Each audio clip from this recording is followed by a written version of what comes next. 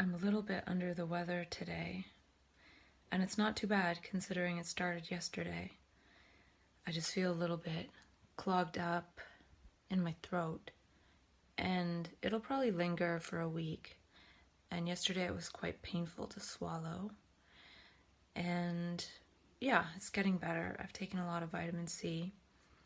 And I was going to talk to myself yesterday and make a bunch of videos, but I decided to hang out with some friends instead. I need to remember not to neglect my relationships, and I've been pondering that the last couple of days. And it is harder because I'm further away from my friends where I'm living right now. So when the opportunity is there and the traffic won't be that bad, it's important to make an effort. And also being aware of interacting with family, and yeah, that's in my awareness more because I'm back home now and around people that I know and care about, yet at the same time struggling just because I don't have much of my own space. So I don't want to let the situation mess up the relationships. And I've also noticed my cycle of hormones is more prominent, so being aware of that, interacting with everything as well. I didn't really get PMS when I was on the psych meds, and they do actually prescribe psych meds for people who have really strong PMS symptoms because it actually does suppress them. So now it's getting reacquainted with my natural rhythms, which were quite strong even before I was ever diagnosed with anything, and I was aware of them, so I'm remembering what that was like. So yeah, this is learning to navigate in daily life with feelings and emotions and sensations and perceptions and relationships and interactions and situations that aren't being modulated by some kind of chemical drug in my system. So yeah, that is a learning process. And then interestingly enough, I came across a tweet about Sinead O'Connor's video that she just released of her quite distressed and upset. And she made some key points that I've talked about with myself along the way.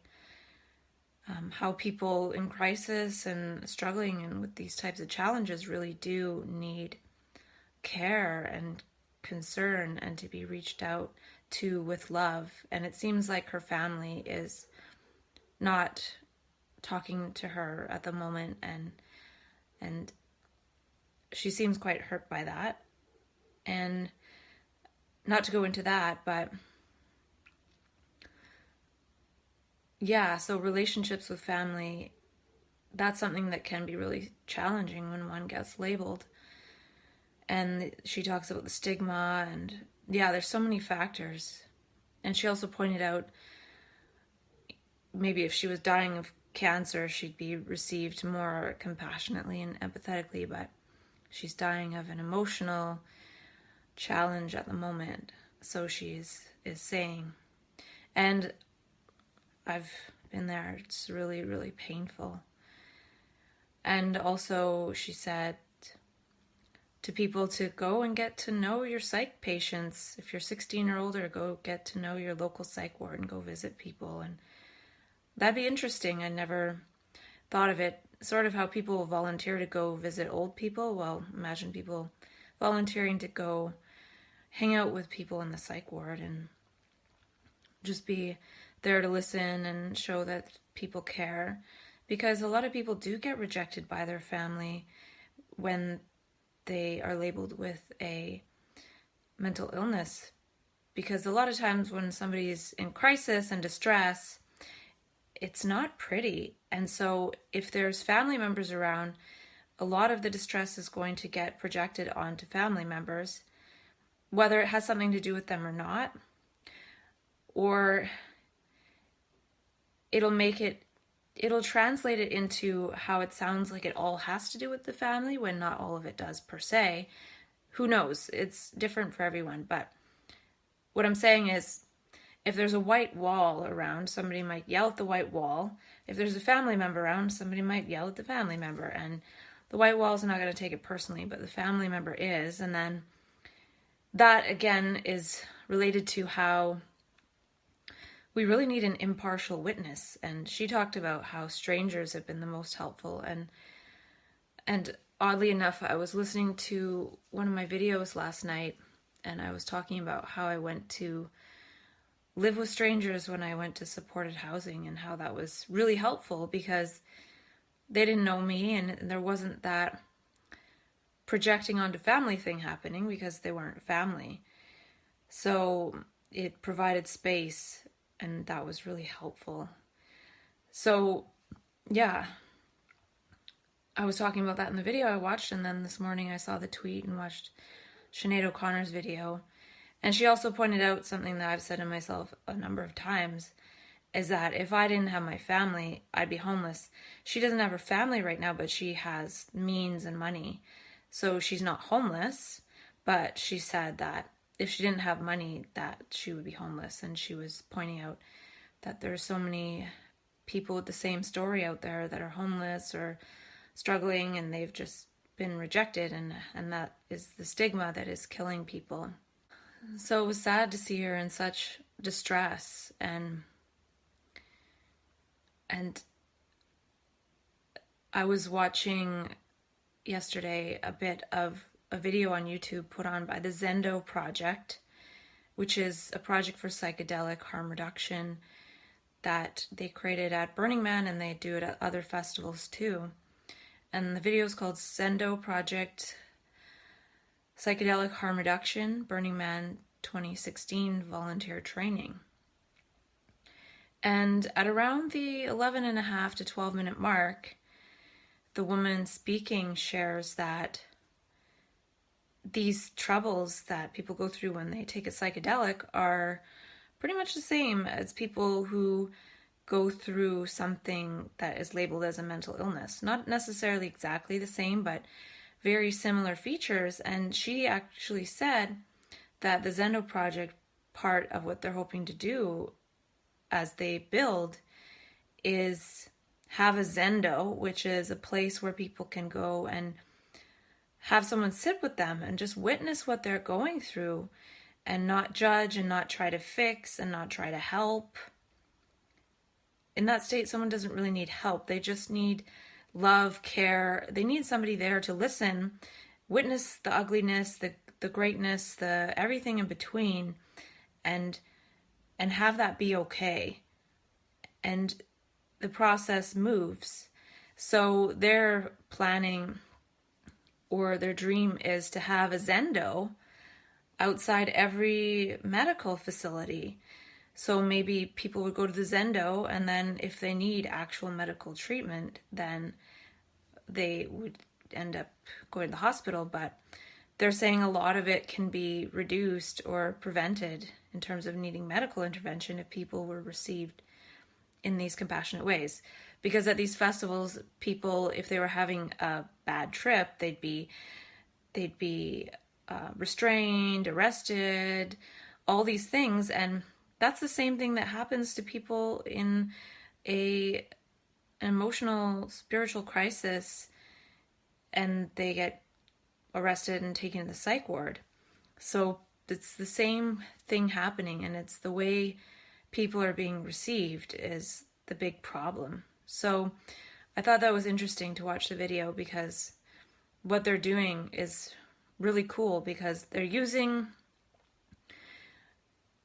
the fact of what happens to people in psychedelic experiences and going through difficult psychedelic experiences and extrapolating that to that could help people that aren't necessarily going through difficult psychedelic experiences, or they are, and they're people who are living on the streets or something and having a bad trip on psychedelics. Those people aren't sat with and received with compassion. But if someone's somewhere like Burning Man, they'll have the opportunity for that. But if you're out in society, you won't have the opportunity for that. You'll just be arrested and thrown in jail and medicated and thrown in the psych ward. People don't have the time to just sit and listen and witness. And so that is great that they're doing that. And maybe I'll reach out to them at some point, because what they're doing is seen as a good thing within the Burning Man community. And I don't know much about Burning Man, but it seems like they create this little world for a while, and then everything that happens in the little world ripples out into society. So in their little world, they're creating this Zendo thing they already have, and that could ripple out into society, where people might go to Burning Man and then have a difficult experience, and then have this Zendo experience where they're able to move through it and then start to integrate it. And they even say people visit the Zendo to integrate past psychedelic experiences. So this integration thing is really important, this sitting with and then integration. And my self-dialogue with myself all this time has been about integrating a lot of those experiences that I had 6 years ago. And then in the last couple years as well. And making sense of them in new ways. And me talking to myself on video is like my own Zendo. It's like a Zendo self-dialogue, witnessing and sitting with myself and giving myself this time to consider it in new ways, as opposed to just thinking, oh, I need meds, or oh, I need to be arrested and taken to the hospital, or oh, I need this or that. Actually sitting down and sorting things out.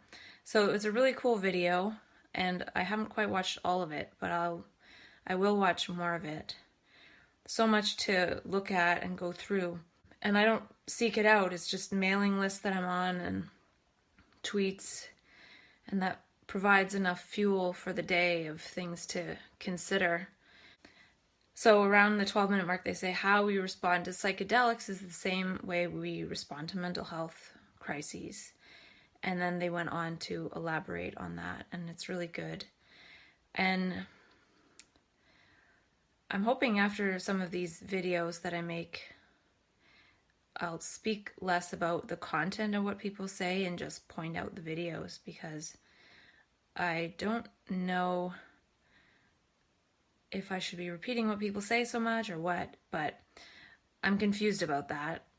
So yeah, but the Zendo project manual is freely available on their Zendo project website under trainings or something. And that's where I found the link to the video as well.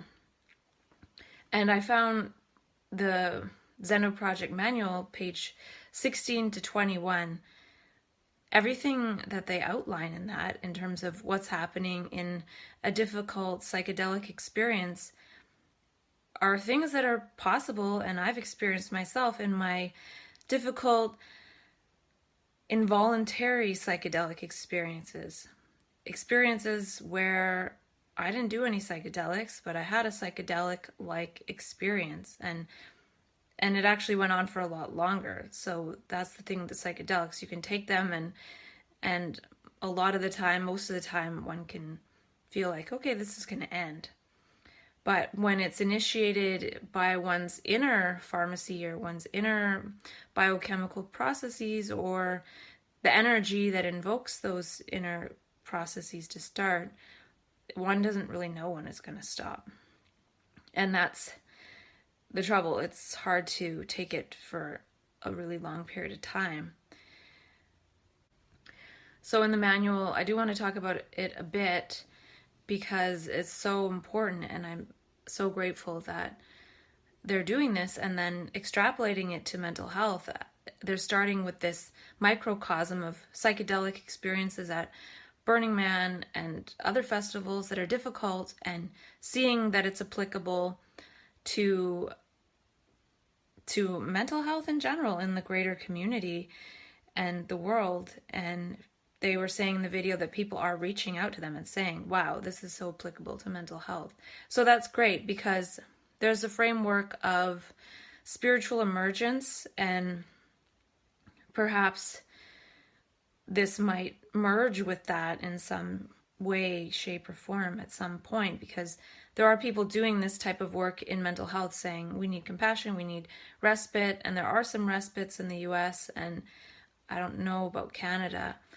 So there is work along that being done, but I feel like this could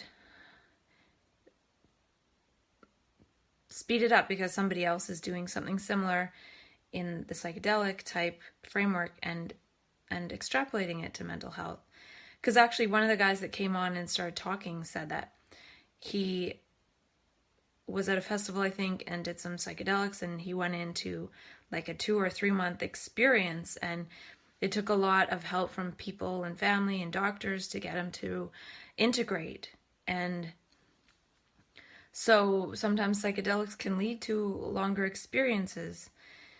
And yeah, so it's so important. And their guide is a harm reduction guide. And so they're saying there's a pattern of a doorway where there's a build-up, then an extended stay on a plateau, and then the come down and re-entry. And unfortunately, in mental health, the come down and re-entry is usually really scary, and then people a lot of times end up arrested and put in the psych ward, and that's what happened to me. And I've been in the psych ward 5 times because the re-entry is really scary, and there's nobody to really sit with me through the process. And so I really recommend reading that manual and reading page 16 to 21 especially. And they mentioned some questions to ask for integration. And they said, now that you have had this experience, what would you like to remember, carry forward, or complete? What visions, information are you bringing home to your community?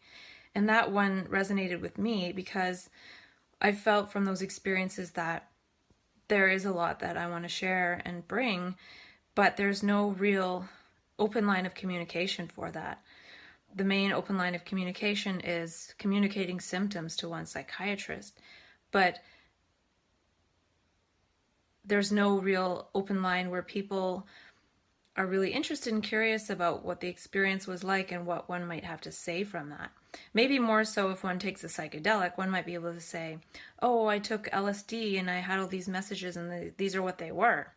But if one says, I went into this altered state and I got these special messages and I didn't take anything, there was no reason, then the reason must be that it's a mental illness. And then that's another thing that Sinead O'Connor said that I've felt myself too, is that once you're labeled with something, there is a tendency for people to use that as a reason to invalidate everything you do, think, say, and feel. And she was experiencing that, and somebody actually pointed that out to me when I was going through the process of filing a complaint about the way I was treated in the hospital in April 2016. And they said, well, they might just see this complaint as a manifestation of your mental illness or a sign of your mental illness or something like that. And I had never thought about it that way. And it's probably that's the way it was taken because I didn't get the greatest response. Not that I really expected that. So yeah, this is the way I translate some of my experiences into something that might be shared. And it's interesting that a lot of the questions they form here are questions that I've had with myself. The next one in particular, how can you manifest these visions on the physical plane in your life, work, relationships? And that's exactly what I've been saying with Embody My Mania or Harvest, Practice, Embody. That's the main thing, is how do these messages and how do these experiences translate into daily life? Because otherwise it's like having a dream or something. It doesn't necessarily translate. One might talk about the dream and then that's it. But I feel like these states are to translate, to change one's daily life, and I've talked about that a lot. And unfortunately, this huge energy that comes in for people who go into these states non-volitionally or involuntarily, all that energy and those messages gets translated into, you have a personal mental illness and now you got to take these drugs, and then once that happens, one is in a fight for one's life, and it's a struggle to pay the bills, it's a struggle to have a job, it's a struggle to stay awake, it's a struggle to not be really unhealthy and gain weight. Everything becomes a struggle, so then the messages get lost in the fact that one's situation in life, one's basic needs are what need to be attended to. And that's what I don't like about the medications, is it makes it really difficult to function. And they say that lack of functioning is the mental illness, but a lot of it's the medication and also, I guess, the stigma in a way, because it's difficult from that place to do much. So it's difficult to even get to a place where one can harvest, practice, embody. And people who go through these experiences with psychedelics, and it's very time limited, a few days or something, they can go back to work and then perhaps think, well, how can I manifest these, or what can I do with this, or how do I want to share this? And oh wow, I was at Burning Man and this happened, and it's an interesting story.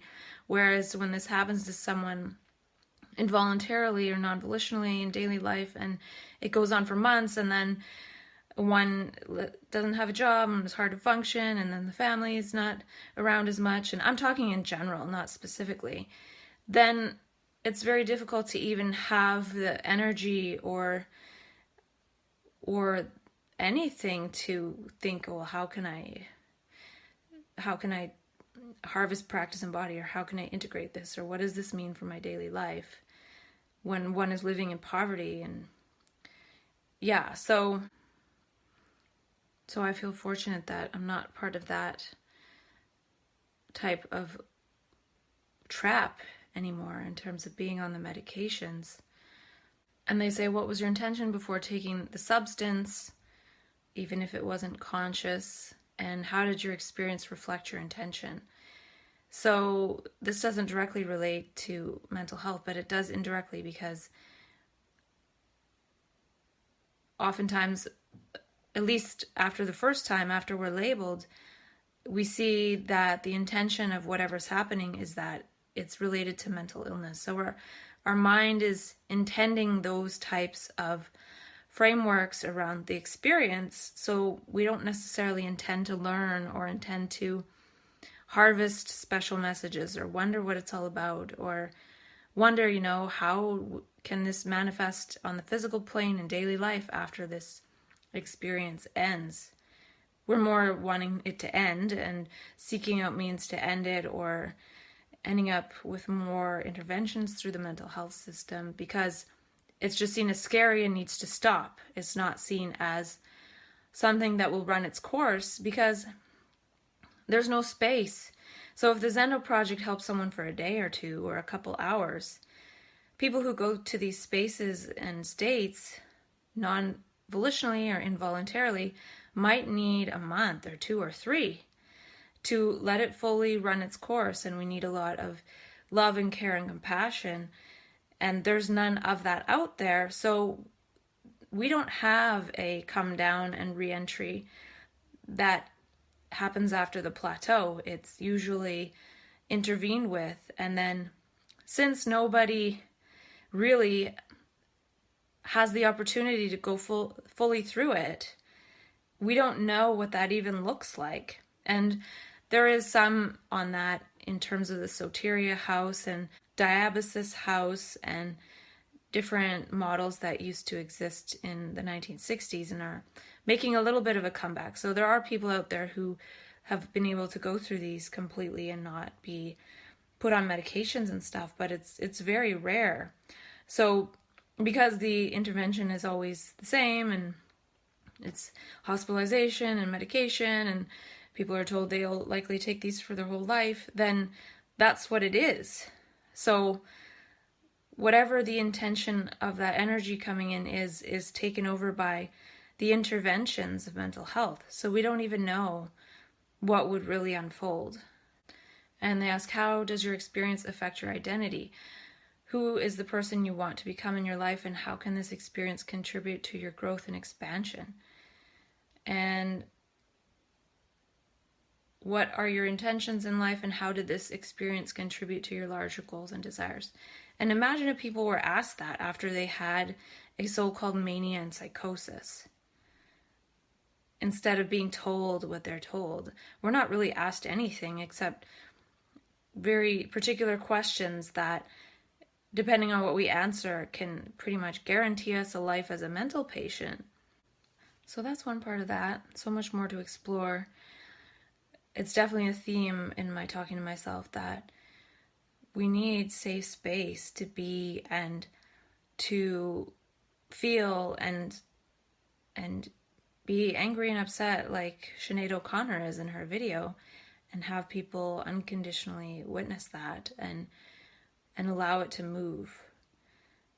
Because we really do heal with the light in our eyes and being there for people in loving ways.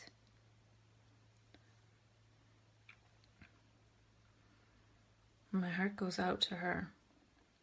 More from the Zendo manual, and they have a section on community, and quoting them, they say, stories are sacred. Remind an individual that their stories are important, not just for them, but for the collective. And I've talked about that to myself a lot. Creating a community culture where we share our visions and revelations with each other is profound and necessary, not just for the individual, but also for their community. We encourage our guests to connect with and build supportive communities around themselves when they return home from the event. Imagine if after a person went through a crisis, there was a community of people really interested in learning what their revelations were and what their insights were and what their visions were. And that's why I've said to myself, it'd be cool if we share that with each other, because there's already millions of us who have had these experiences that we could be talking more with each other, and then that ripples out. Because oftentimes, even if we have friends who have also been through the mental health system and have been labeled and things, it's, how are you doing? Oh, you had a med change recently and all that, which is fine, but we don't talk about our visions. We don't talk about what we really experienced that much. And we don't talk about it in terms of curiosity and exploration. If we do mention it, it's a guilty, oops, I don't know if I should have said that. I know that's weird type stuff, or that's a symptom, things like that. We're not really talking about them in healthy and healing and curious and wondrous ways. And in the manual, they also have a section on embodiment, which is interesting because it says it's relatively easy to ingest a substance and have a mind-altering experience. The real work begins when we try to carry what we have learned back to our daily lives and communities. And the same thing pertains to when we have an involuntary psychedelic experience of extended duration or a non-volitional altered state. It's how can we carry what we learned into our life? And that's why I say harvest, practice, embody. And for me, self-dialogue is a way that I talk about what I've learned and what I'm learning with myself. And they say embodiment is the process of integrating knowledge, wisdom, and experience into the fabric of one's being. It's the process whereby ideas become actual beliefs, practices, and behavior. So I've talked a lot about how these states change behavior and how we get new traits and skills and how we might be able to use that as a blueprint to inform what we might practice as ourselves moving forward. So they're saying this exact same thing in the framework of taking a psychedelic, but it's never framed that way. When somebody gets labeled with a mental illness, it's not, well, what were the positive traits, or what were the skills, or what were the gifts, or what were you able to do that you never realized you were able to do, and what might you want to explore moving forward? No, it's just about keeping that whole thing away. And the good is framed as bad because it turned into something bad, but it doesn't mean that those aren't seeds of something to be aware of, to possibly seed one's daily life and life moving forward. So I feel like this whole manual could be translated and remove the taking a psychedelic substance and just put altered states or spiritual emergence, and there are books like that out there. So a type of spiritual emergence, an emergency harm reduction, could be created as well. Page 17 is particularly good. It talks about a small list of possible experiences during psychedelic experiences, like reliving birth, remembering different deaths, reliving accidents, reliving illness, reliving drowning, torture, etc., reliving mystical states, leaving the body and traveling in the spirit realm, identifying with and reliving in detail the victimization of humans throughout history, merging with people, reading their minds, feeling their emotions, being caught in a certain experience, being overwhelmed by feelings or emotions, merging with rocks, animals, plants, and experiencing the pollution and death of the planet and different species. I pretty much experienced all of those things, but without psychedelics. So it's a very similar territory. The main difference is nothing is taken together and it lasts a lot longer. So yeah, 16 to 21, I won't go on too much more about that. It's really good, and now that I'm off medications, I don't know if and when I will re-experience any of that type of altered state. I am taking Hearty Nutritionals Micronutrients, and I have been for going on 5 months, and I'm wondering if those types of experiences will come back. And at the same time, I want to work towards creating space for people to go through these experiences. And then I wonder, though, about that, because I wonder if with proper nutrients, people don't so much go into those non-volitional altered states or involuntary psychedelic experiences. I don't know. I'll know more as time goes on with myself, because generally I have about 6 to 8.5 months between any sort of troubling experience. And right now, I think I'm coming up on 7 months since the major one in January, but I had kind of a minor one in March. So it won't really be until next year that I know if these micronutrients actually prevent it from happening, or is it just that I can be on micronutrients daily instead of lithium and other medications, but the crisis will still happen, and maybe I'll have to take a PRN, or maybe not, maybe I can get through it.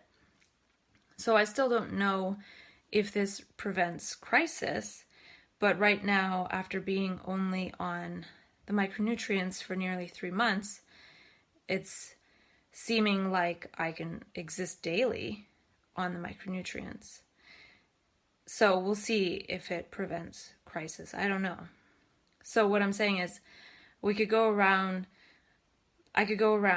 trying to create this space for these experiences, or maybe helping people see that they don't need to be on the meds, because the meds aren't going to stop the experience from reoccurring. That's one thing they don't do.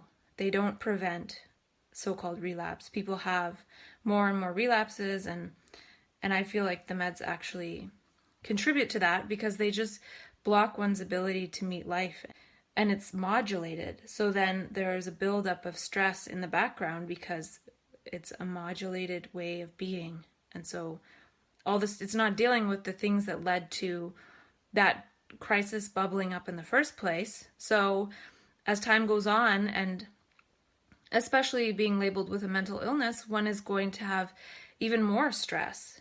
And maybe now it's hard to work and it's hard to do things that one likes. So the stress just bubbles up more and more. So it doesn't really stop that process. Whereas I feel like the micronutrients help to make it so one's nervous system is able to meet life, and it's still challenging, but it's not like certain important elements of information are being completely ignored by virtue of the medications blocking it out. But then still it building up subconsciously, and then it eventually bubbles into the conscious mind. So yeah, that process still might happen with me. I don't know if these micronutrients do the same thing. I don't know if they sort of block meeting challenges, or if I'm able to do things in daily life that is always making the extra stress that might build up subside.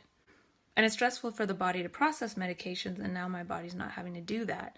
So on the physical, emotional, daily life, movement of life level, I feel like I'm meeting it better. It's still challenging, and I'm actually learning about relationships and things. But then on the chemical and molecular level, my body doesn't have to deal with the stress of the medications and it accumulating in my system and then not working as well. And then, it needs to be changed to a different poison in order to numb me out, because my body's become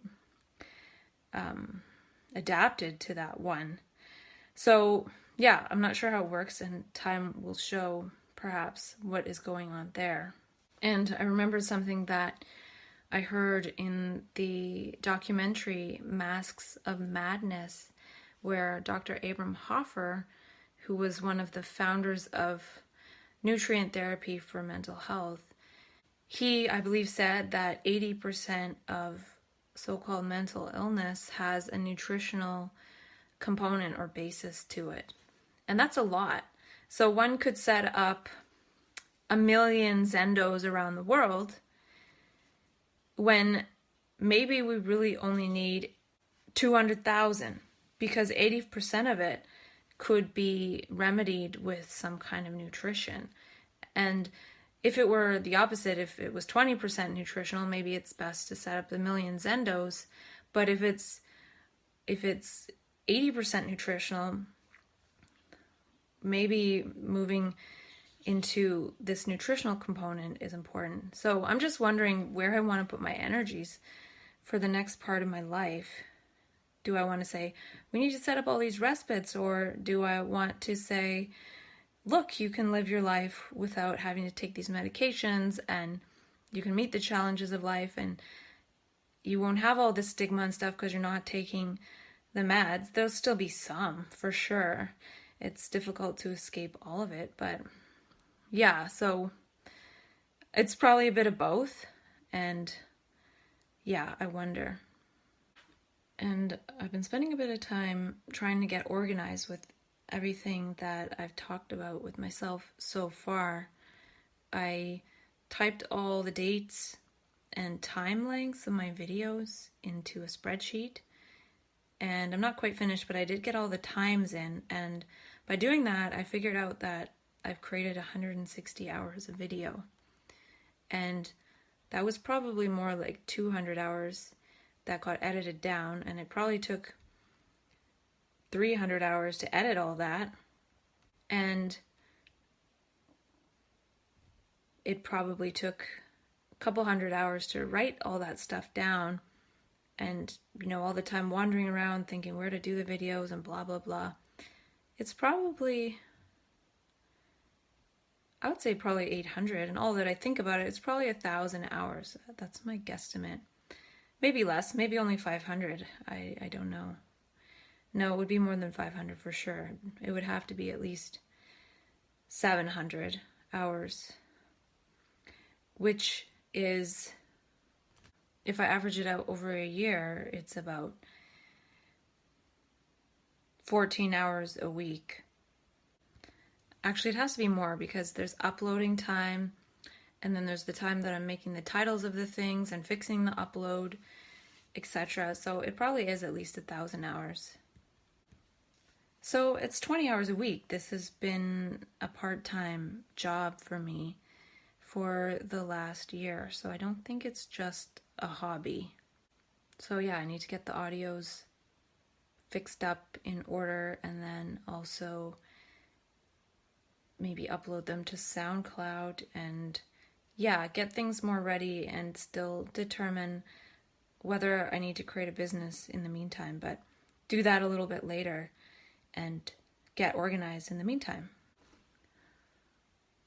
So these next couple videos, there are a few things that I would like to extrapolate, and whenever I read something, I always find stuff to extrapolate, so it's difficult not to extrapolate, and I wonder how I might go about resolving that, and perhaps realizing that I've proven, if you want to say proven, at least to myself, that this non-ordinary state realm, it's all the same thing, whether one goes there through psychedelics, by doing some kind of volitional act to get into flow, or by non-volitional altered states. It's all very similar territory, but depending on the way it's approached, depending on the way we get there. So if we sit and meditate for 10 hours to get there, then it's flow. If we take a psychedelic to get there, it's a psychedelic experience.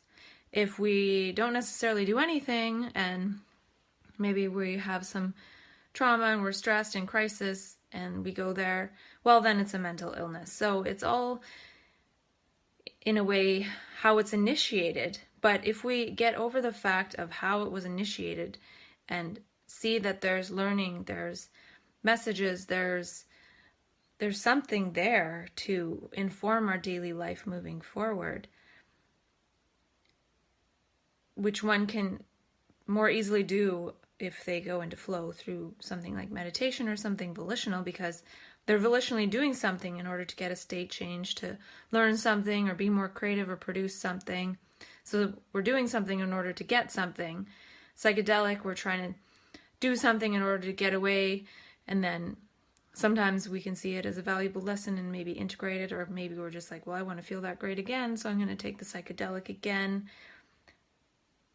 which it could be as a way to escape or as a way to learn more for daily life. So there's so many ways to approach it, but when it happens non-volitionally, then it's seen as a mental illness, and people get stigmatized and lost, and it's really sad. So I don't know how much more I have to talk about this stuff to myself to prove to myself that it's similar. It's what's beyond the proving stage, proving to myself stage. I don't know, reaching out to people to do something. I don't know what. I really don't. And I say that to myself a lot. And then I just keep making videos, so perhaps that will change after the 1 year mark on September 11th.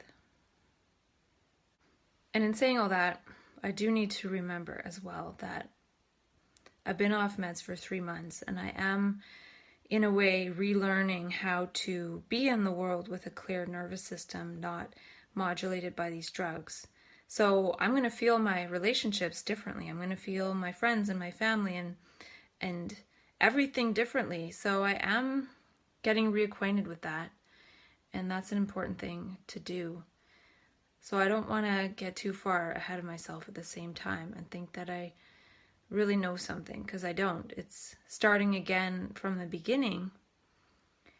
In terms of being on meds and going through the system, I had 6 years experience, but I have 3 months experience of being outside the system, being off meds, having a clear nervous system again, and it in a way is a step back because I'm 6 years behind.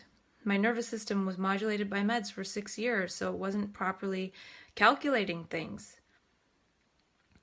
And the meds helped me ignore calculating things that calculated to a crisis.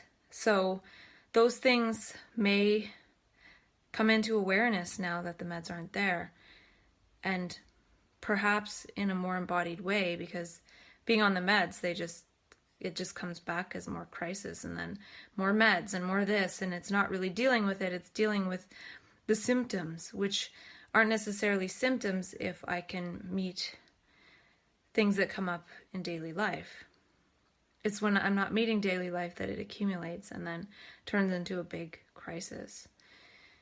And that's likely how it all started. Was there was too much accumulation, I couldn't deal with it, it led to a crisis. But by taking meds, my nervous system's never really able to meet things. So yeah, I have to remember that, to be gentle with myself about my new clear nervous system and reacquainting with that, and feeling strong things sometimes and not thinking, oh, it's getting worse or it's coming back. I don't think that. It just feels strong, and I have to be with that energy and let it pass, and it does, if I don't try to escape it or do anything about it. I want to talk to myself a little bit about a video I watched a couple weeks ago for the first time, and I've watched it a couple times since because it really resonated with me, and it is by Bo Lotto on the YouTube channel Big Think, and it's called The Neuroscience of Creativity, Perception, and Confirmation Bias. And it's a really good video. And here to me is a person talking about perception and creativity, and these are two of the fundamental things that change when somebody goes into map consciousness or has a mania or something like that. Perception changes, and we're quite creative. So he mentions some really good points. He says creativity begins with a question. It begins with not knowing. And I've talked about how that state of map consciousness is a not knowing state and questioning everything that we think we know. And Bo Lotto talks about how what was once useful in terms of us creating our perceptions is no longer useful. And that's what happens in map consciousness, is all the things that have been useful in the past in creating our perceptions drops away. And I wonder what the other element is, that other energy that comes in to contribute to creating our perceptions, and we perceive quite differently. And he says your brain is adapted to take this meaningless data and make meaning from it, and that's the process of creating perception. And he showed these two gray squares on the screen, and they look the same. But when he puts a different color border around each, the squares actually change to looking like they're a different color, but they're actually not. They're the same gray, but our brain changes them to look different because the context, the background is different. But the colors aren't actually different. And so this is related to what I've been talking about with how flow states, psychedelic experiences, what Bo Lotto's talking about with perception and creativity, it's all similar to that space that we go into when we go there non-volitionally and then end up with a mental illness label. The difference is the background and the context.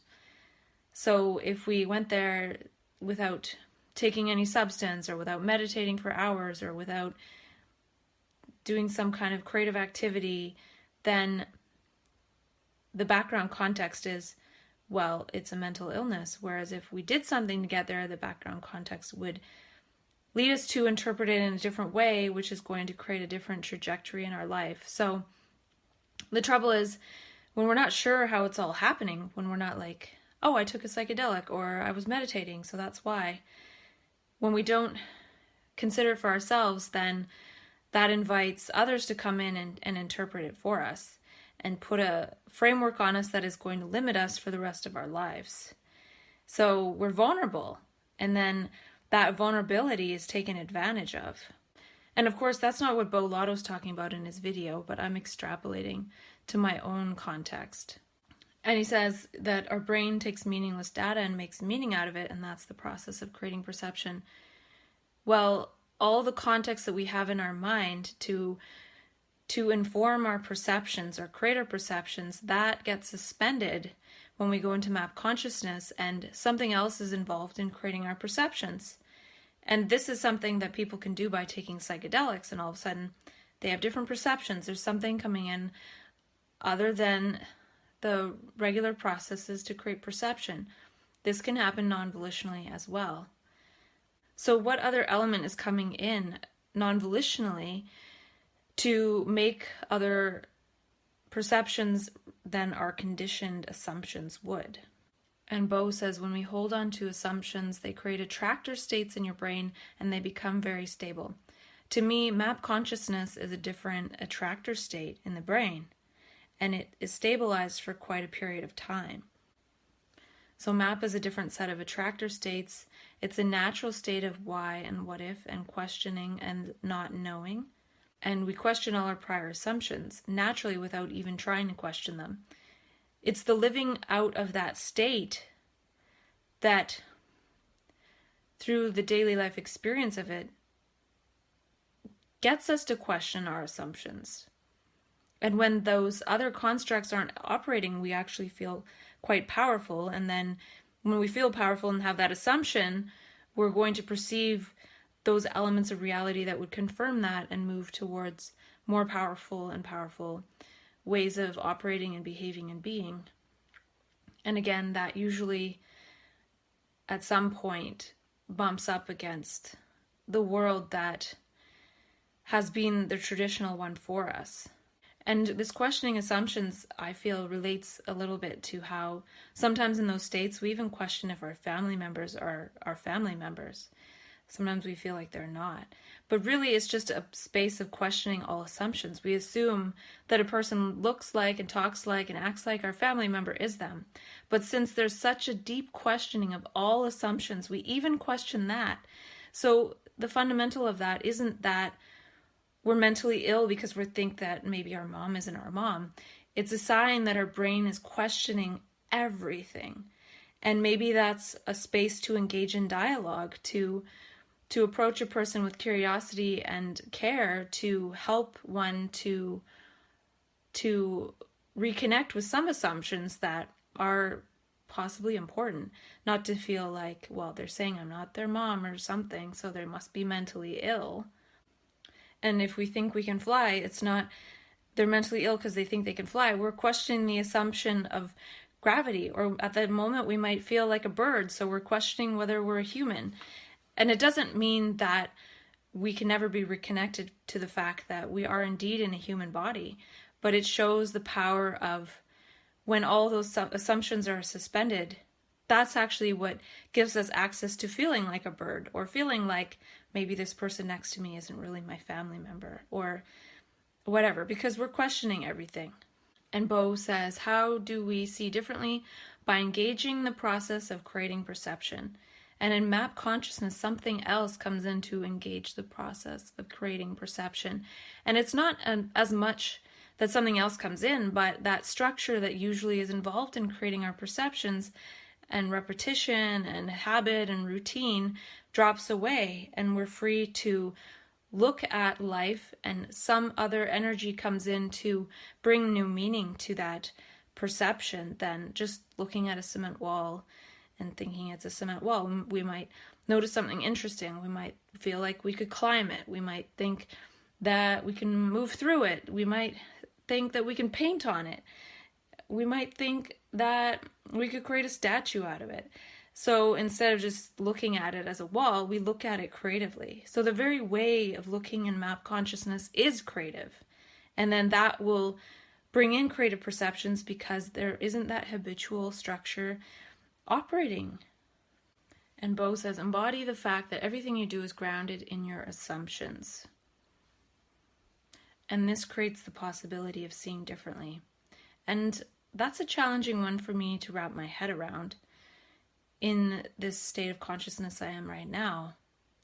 If I was in an altered state of consciousness, I would embody the fact that everything is grounded in my assumptions, but mainly because I would have completely different assumptions. And he says, I want people to know less at the end than they think they know now, because nothing interesting begins with knowing. And I agree with that, because I've been given so many memes and things to believe about my brain and being after being labeled with a mental illness, and that's all knowing and knowledge. And if I would just try to remember that and know it and operate by that, it's not very interesting. But if I drop all those things I think I know that I was told to know, then it becomes interesting, and I've been able to engage myself, talking with myself for a year because of feeling that it could be something different and not about what I feel as different on any given day is right or wrong. It's interesting. So he says nothing interesting begins with knowing. Well, this is more interesting. Who knows if it's right or wrong? It's definitely not 100% scientifically valid. Maybe a little tiny bit is. But who really has time to test every single thing that one says? That's not really interesting. And map consciousness definitely makes us know less than we think that we know. And by doing that, we can discover new things. And when we know nothing, we can access almost anything. When we don't have a mind full of old meanings, any new meaning can come in. And Bo says it's important to identify our assumptions and question them. But the trouble is our brain has evolved to avoid uncertainty. So the brain evolved to hold on to certainty, so it will hold on to things that it knows are not true, because at least there's some certainty there, which is a little bit of a contradiction to say it that way. Because if we're certain it doesn't work, I guess we're certain it doesn't work and we're certain about it, so there's the certainty. But then he says we have things like confirmational bias. And I feel like in map consciousness, our brain goes into a space of synchronistic bias. Our brain is biased towards seeing things that are meaningfully related and moving towards them. So the other end would be moving in one's routine and habit, and that becomes very meaningless over time because we get adapted to it. And when those meanings drop, all of a sudden we're seeing what is the next most meaningful thing for us to engage with. And that is the synchronistic bias. So one could say, oh, you're in mania, but one could just say that one's synchronistic bias has been activated. And that leads to different behaviors. It leads to different ways of being. And then people that know us will think that we're not ourselves. Just like there's a confirmational bias, there's a synchronistic bias. The confirmational bias looks for things to confirm the way we see the world and keep it the same, whereas the synchronistic bias moves towards that which would make the world appear magical and meaningful. So our brain switches into moving towards meaningful coincidences. And what is a meaningful coincidence? Well, that's subjective. That's part of the creative act of perception. Instead of having elements come in to create perception that are old and confirm the old, elements come in to create new meaning. And this is creative perception. And creative perception creates a different life. And that's part of what I'm wondering about with lifestyle design based on creative perception. So in that state, the self meanings and assumptions have broken down such that we assume synchronicity. We don't have a habit or a routine for the next movement or the next thing we do. So we wait for the next meaningful bit to move towards. And we assume that life has a lot of meaning. And when we assume that, a lot of meaning comes into each moment. And he says, we avoid stepping into a place that we don't actually know, even if it might be better. And I wonder, who is the knower that knows it might be better or worse?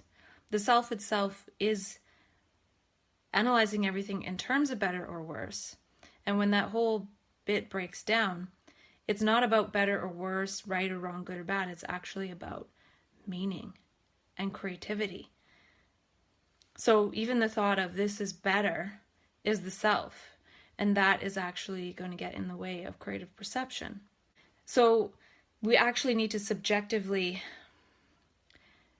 create some meaning, add more meaning to the moment. And I remember talking about this with somebody in a dialogue about how the example was, if two people are talking and they're arguing and the branch falls from a tree and nearly hits the people, one person might think, oh, that's gravity, and oh, the tree is old and it might be rotten from the drought.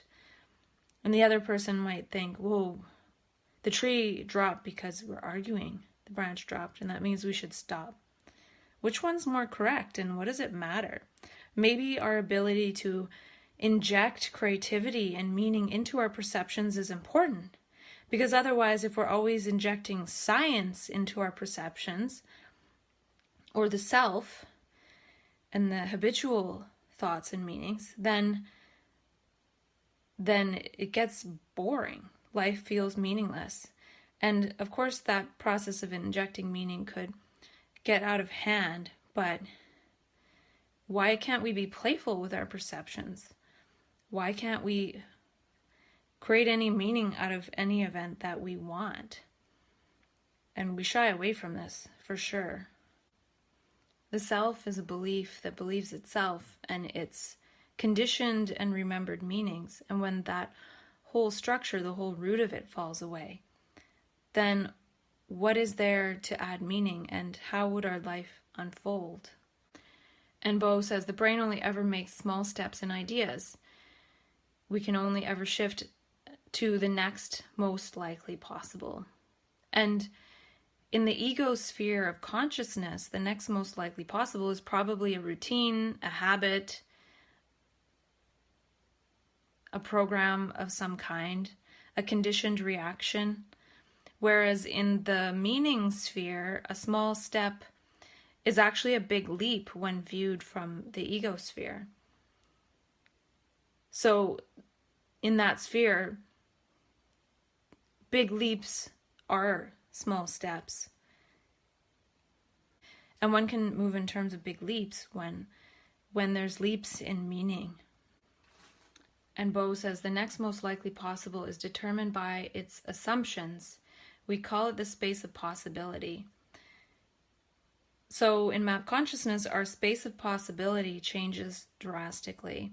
We feel like almost anything is possible. And again, this is because a lot of the assumptions are dropped.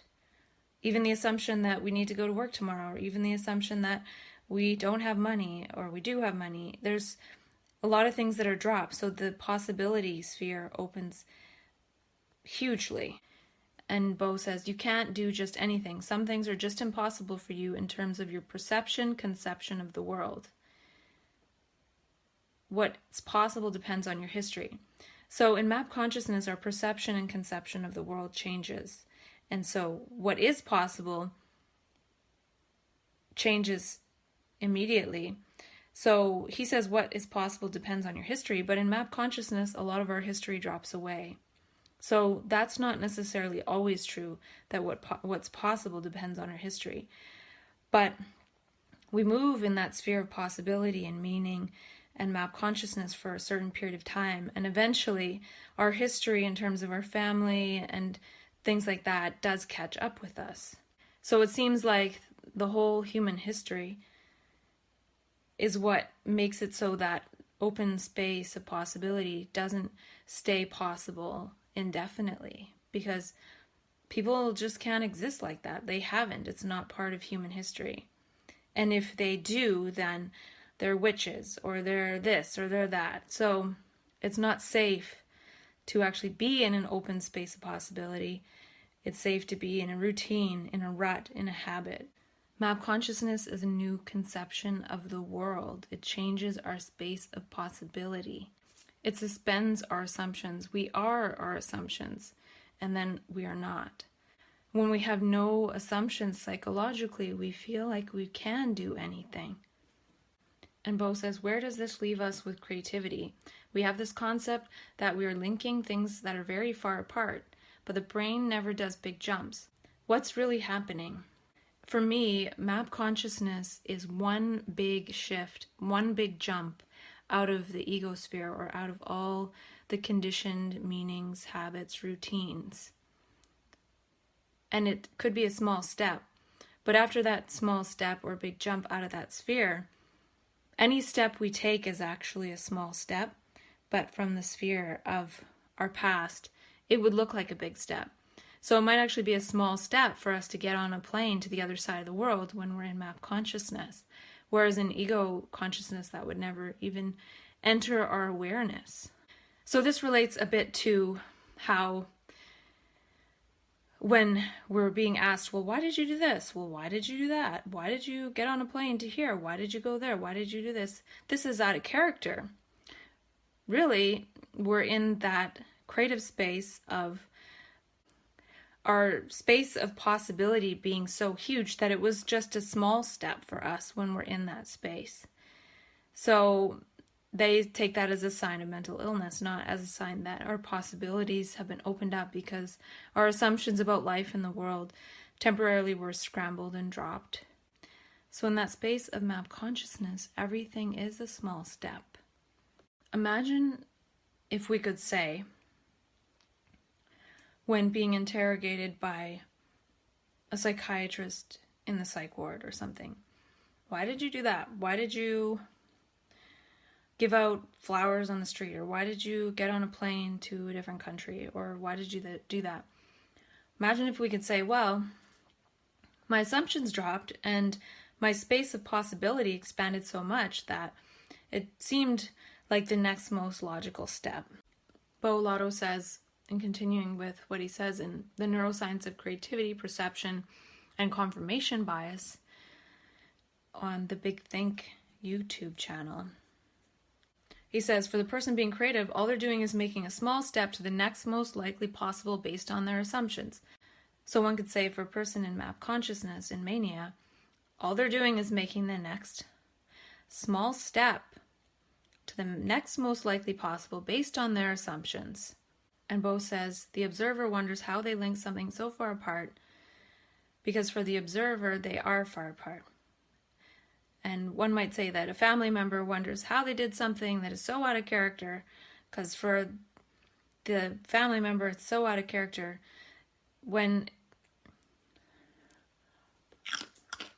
we have a different space of possibility. So for me, in map consciousness, this creativity, this creative perception, this open space of possibility isn't separate from daily life. It's happening in daily life all the time, from moment to moment, for an extended period of time, weeks, months. And so that designs and unfolds a different way of living because of the creative perception. Regular people and psychiatrists, they have a different space of possibility, so they don't feel like the things that we're saying are possible, so they call them delusions. When a delusion is infusing different meaning into a moment. From my perspective, they don't know what's possible when we operate without a self. And neither do we as people who go into these spaces of operating without a self, but each time we go into that, we can learn. We have the opportunity to learn a lot more than people who go into those states through psychedelics, because in the psychedelic state, they only have a day or so. We have weeks and months, and we can learn a lot. And imagine if we could say to doctors, well, my salience network in my brain upped its capacity and the default mode network went down. So I wonder if so-called mental illness is only something that exists from the outside, from a viewer, like a psychiatrist who's trained to see people that way. Because for the person in map consciousness, they're just making the next small step. They're making the next logical step based on the no-self algorithm. And can we design a life that is more in step with the no-self algorithm? And with our space of possibility being different, being so open, and not having the precognition of things, but really responding something directly in the moment. If we feel we're in danger, we're going to act as if we are in danger. And it's something that happens very viscerally. The whole body responds. So I was thinking about this in terms of other people, and that they're not necessarily egos. They're more like restricted spaces of possibility. So I could think of somebody that I know in my life as this person who maybe I don't resonate with or something, but really they're a restricted space of possibility, or I see them as restricting my space of possibility. Not that there's an ego there, because the ego isn't really real, but their assumptions and their possibilities are really small. And what does psychiatry do but come in and make our space of possibility very small for the rest of our life? And Bo says they may have more complex space of possibility as they have more complex biases and assumptions. And that's what happens to us in map consciousness. We develop more complex assumptions and biases. And Bo says maybe they've assimilated other cultures. Well, in map consciousness, we're assimilating another culture. It's a language of the cosmos and of humanity. And we are absorbing that and assimilating that and moving in that dimension and realm. So then that increases the space of possibility and the directions of our gestures and behaviors moving forward. And when we get dragged into psychiatry and we're really fighting it sometimes, we're trying to defend that space of possibility. We absorb the culture of map consciousness. We're being cultured in it when we're in that space. And I watched another video by Bo Lotto called Thriving in Uncertain Times. And he said that wisdom is being at the edge of chaos on average. And that's an interesting quote because people who go into so-called mania are thought to be quite chaotic. And it is a very chaotic state, and it's very powerful and strong. And that's why I feel like it's important to harvest, practice, and embody and be a little more chaotic in daily life so one is in chaos on average as opposed to just having extreme chaotic events. And then Bo says, I want you to doubt at the most fundamental level, even at the level of your perception of reality. Now, this is a neuroscientist. Imagine if our psychiatrist said that to us.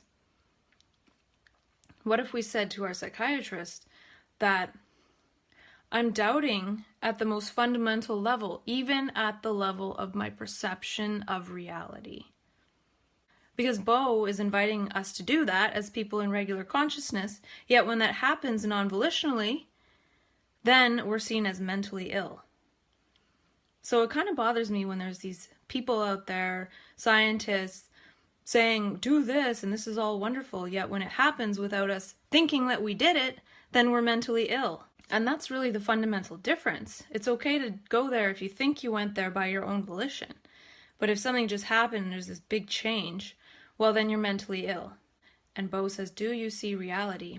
We believe that we see the world as it actually is. So he's pointing to the fact that none of us see the world as it actually is. So even a psychiatrist sitting there doesn't see the world how it actually is. And they're seeing their patients how they've been trained to see them, not how they actually are. And Bo says illusions are sometimes we don't see the world accurately. And he says the eyes have little to do with what you actually see, and context is everything. And that was an important point for him, was context is everything. Well, map consciousness changes the whole context of one's life. All the conditioned context drops away, and a different context comes into play, and literally does play with our perceptions, and play with creating our perceptions. And map consciousness is trying to change the whole context of our life moving forward. If we can have a 2 months experience where nothing that we thought was possible, all the meanings were changed, we behaved differently, we had different experiences, wouldn't that change the context of our life? But then we're given the context that we're mentally ill. Because when that bottoms out, we're very vulnerable, and then we're hypnotized into believing that. And Bo says the brain evolved to find relationships, not absolutes. And I feel like the self functions more in absolutes in what we think we know. When we go into map consciousness, our brain is more in seeing relationships and seeing how things mean things, and that's part of synchronicity, is seeing two things that are meaningful coincidences and seeing the relationship between those two things. And that's actually part of the big jump. That's a small step. So Bo says the brain only makes small steps. But if one has a big meaning in one's heart and then sees something related to that meaning, it's a small step based on meaning, but it's a big jump in that the action might seem like a big jump. And he says context is everything, as information is meaningless.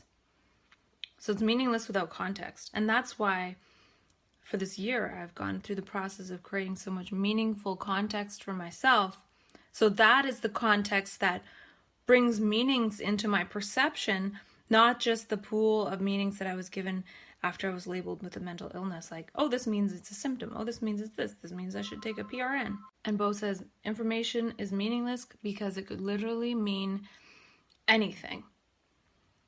Yet, after we're labeled with a mental illness, we have these experiences, we have this information internally, and we're trained what it means. Even though it could literally mean anything, and we can create any meaning out of it that we want, we can create context. We're given a context to say that it means mental illness. And in map consciousness, our context changes from our personal history context to an infinite context of humanity. And Bo says, how does your brain make meaning? Memory. How do you make meaning out of meaningless information? By physically engaging with the world. So for me, we need to engage with this world of map consciousness in order to make sense of it. If we're afraid of it and disengage from it and don't make any meaning and sense out of it, it will always be there to haunt us. And by engaging so much in the world of mental illness and the system, we're engaging with this information in the context of that, which will continually reaffirm that that is the truth. And the trouble is, before we go into map consciousness, when we have this self-program, all of that conglomerate of information is all that we've been given and conditioned to believe. And that all breaks down. We go into a different state. It makes us question all that. But in the fallout of that, we're given a new set of beliefs to believe about ourselves, which is that we have a mental illness, which is what the process was attempting to deconstruct in the first place, was our propensity to just believe everything that we've been told and given throughout our whole life. And Bo Lotto talked about someone who did an experiment where they raised rats in a deprived environment and an enriched environment. And then they looked at their brain cells, and the rats that had the enriched environment had brain cells with lots of nice branches, and then the ones that were in the deprived environment, the brain cell was not very branchy. It looked very feeble. It looked like Charlie Brown's Christmas tree.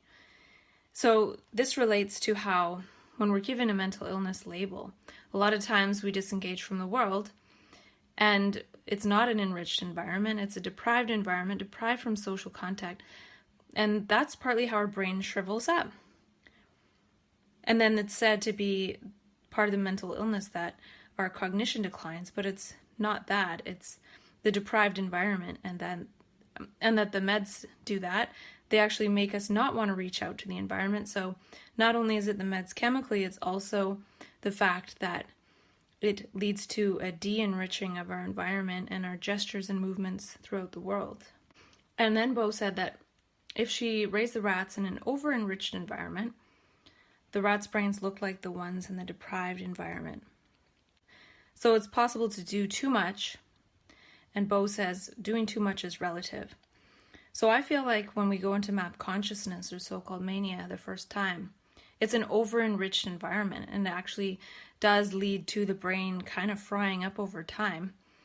And then it's important to harvest, practice, and body to change the relativity of what is too much. So that was too much that first time. And then we rest and recuperate. Then it happens again. It's too much.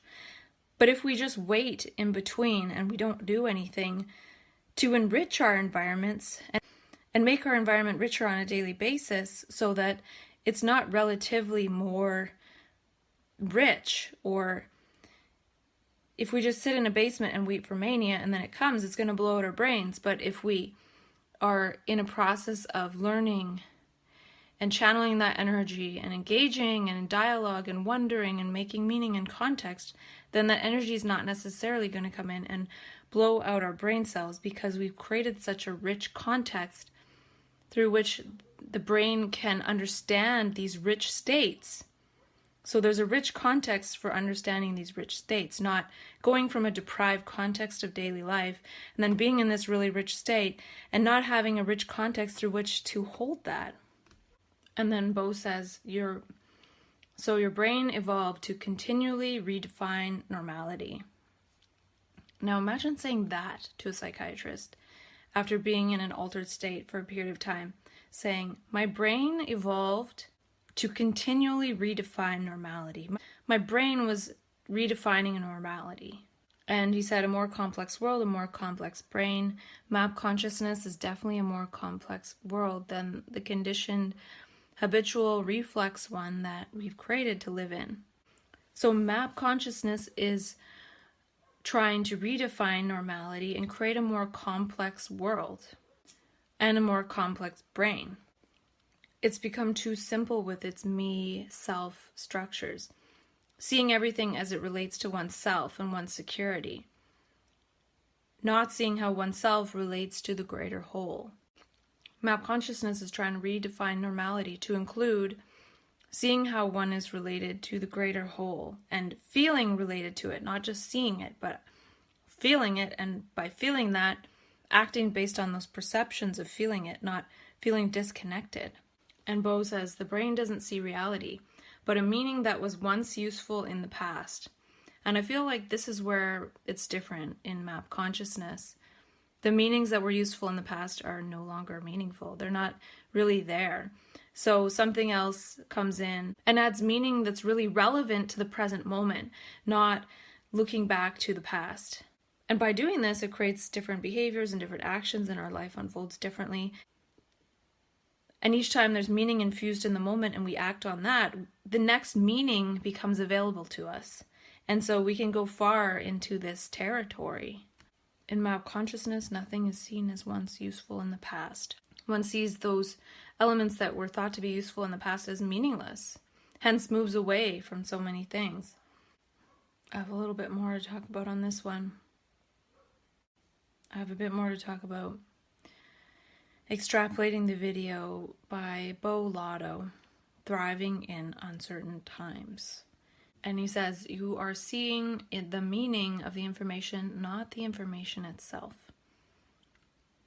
And to me, this is important in terms of how they program us to translate the meaning of the information or our experiences into the framework of mental illness. So we're not seeing the raw data of our experience. We're seeing it in terms of, this is a symptom, or this is this, or this means I have to call my doctor. And we can't be in direct contact with that information when we're translating in terms of mental illness, when we're thinking that we need to do something about it. Maybe that state and that energy is doing something about something else. So this is what I hijacked in self-dialogue. This is what I hacked, is being in contact with that information and making up my own meaning and context, not thinking in terms of, this means it's mental illness. This means, I don't know, maybe this, maybe that, I think this, I read that, I saw this, I experienced this, and always going with that. So none of the energy gets translated into fear, because the thoughts that it's related to mental illness are fear. And it channels part of that energy into fearing it. And when part of the energy is channeled into fearing it, we're not curious about it, we're not wondering about it, we're not making meaning out of it, we're just fearing it. I make so much meaning out of the information, out of the experience, out of the perceptions, that those meanings related to mental illness can't come in and prevent me from making meaning, from creating perception. Because fearing that it could have something to do with mental illness creates that as the perception, and now I can't be in contact with the meaning of the perception that I might be able to create otherwise. If I want to go to the hospital, I can make those meanings. Because channeling some of the energy into making mental illness meanings will slowly change my trajectory to being in the hospital, to being in front of a psychiatrist, to being on more medications, to changing my medications. Whereas by participating in this self-dialogue with myself for the last year, I've moved out of taking medications and I haven't been in the hospital. What could all these meanings really mean? And maybe it doesn't mean anything else except pointing to that we can make meaning. And we can hold on to the meanings we've been given by others, or we can make our own meaning and context. And what happens when we take others' meanings, and what happens when we create our own? And I wonder if the map consciousness is the process of draining us of all old meanings and seeing the process of creative perception and making meanings. And it's quite chaotic. But as we make meaning in daily life, do we need to go into a hyper-meaningful state to rid us of all past meanings and see that we can make meaning? Or can we make meaning in daily life as embodied humans and not really appear any differently than anyone else if we are making meaning on a daily basis? And I feel like that's a really important part of Harvest Practice and Body, is to make one's own meanings on a daily basis. Because the process of map consciousness comes in and makes us make meaning, makes us make more meaning. We're more in touch with way more meaning. But if we can make a little bit of meaning every day, maybe the brain is happy with that. Maybe the brain is a meaning-making organ. And when we're not making meaning, but having old meanings ruminating in our head, the brain, that's not what it's designed for. So by moving in alignment with what the brain is designed for, perhaps it doesn't need these really strong experiences. And isn't that one of the reasons why people take substances, is to feel more meaning or to feel detached from all of one's history? So if one can make meaning, maybe that makes that default mode network of repeating stories in history go down, because meaning and the fact that we can make meaning becomes salient. And that's what map consciousness does. It makes it very salient that there's meaning and we can make meaning, we can see meaning, we can act on meaning, we can behave and synchronize with meaning. And he talks about something at the 16-minute mark that's difficult to explain in terms of the way I want to extrapolate it. He shows a picture of a sharp-edged object and then a rounded blob-like object, and he says, which one's Kiki and which one's Boo-Boo? And he says 99% of people call the sharp one Kiki and the round one Boo-Boo, because Boo-Boo is a rounded sound and Kiki is a sharp sound. So he says people don't even know that they're doing this. So there's no real free will in us choosing which one is which. It's conditioned that we feel like a sharp sound is related to a sharp object. So we'll attribute it to that. Now this is where the tricky part comes in. He says we don't know we're doing this. So imagine if I'm sitting in front of a psychiatrist and they say, well, why did you say that? And I might say, well, I said that mean thing because there was a sharp object in the corner. So sharp object, in map consciousness, I might look at a sharp object and say something mean. So what I'm trying to say is people who have a mental illness label might sometimes say things like, I did this because of that. And the this and that to the psychiatrist doesn't sound at all congruent. It just sounds crazy. But I feel like sometimes we're trying to give voice to some of these invisible ways we're conditioned, and in that space of altered consciousness, we're aware of those underlying fundamental conditionings, but we don't know how to give voice to it. So in the example of pointing out Kiki and Boo Boo, Bo Lotto then explains, well, you said this is Boo Boo because the sound is rounded and the shape is rounded. So somebody might do something because of a rounded sound, for example, and they're trying to give voice to it. Like, I did that nice thing because there was a circle there. And a circle might, in our subconscious, apply to, say, wholeness and things like that. So what I'm trying to say is we get in touch with some of these invisible algorithms and we're attempting to give voice to them. Yet, people who act so-called normally aren't asked to explain their behavior. But if we're in a space that we're behaving apparently oddly, I feel like it's because we can see some of these invisible things, and then we try to explain and give voice to them, and it sounds odd. So somebody points out that the rounded one is Boo Boo, they might just say, well, it looks like Boo Boo. And then a neuroscientist comes around and says, well, your brain is conditioned to attribute rounded sounds to rounded objects. I'm not explaining this very well, but I feel like we get in touch with some of these underlying algorithms that are invisible, and by trying to explain them, we sound crazy. And we don't even know that we're explaining them, but we're